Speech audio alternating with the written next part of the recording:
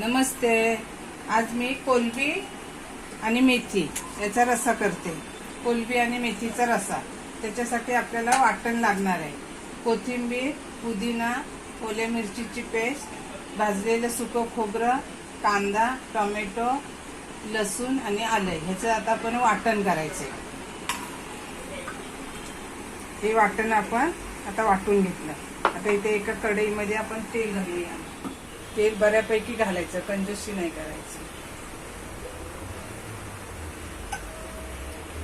आता वाटण आपण याच्यामध्ये घातलं ते 1-2 मिनिटं परतून घेऊया.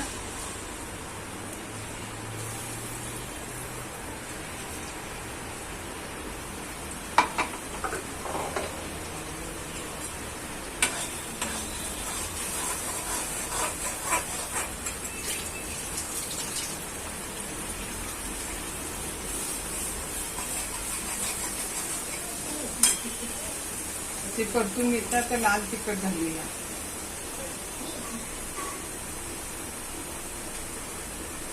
हळद आणि थोडासा गरम मसाला, चवीनुसार मीठ,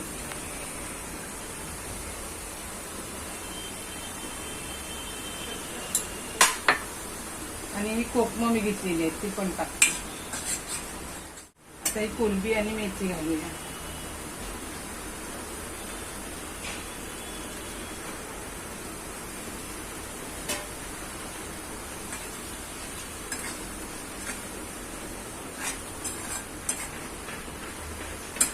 पाहिजे तेवढं पाणी घाला.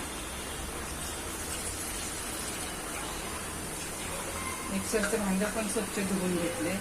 जास्त पातळ नाही करायचं, असं लपथपीतच करायचं. 1 ते 2 उकळ्या आल्या की आपण बंद करूया.